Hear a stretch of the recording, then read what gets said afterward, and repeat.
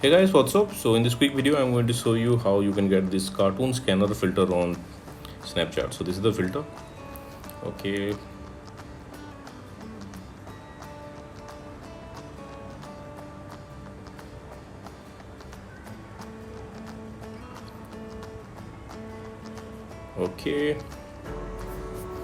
Okay, so this is the filter.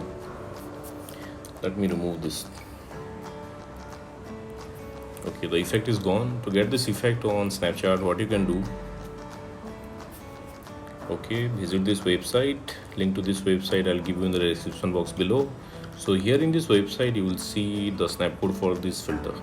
If you're browsing this website in your laptop or PC, you can scan the snap code with your Snapchat mobile app.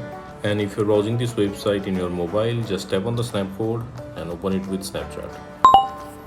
Okay, you will see this pop-up, unlock for 48 hours. Tap there and there you go, you got the filter. So that's it guys, thanks for watching the video. See you in the next video.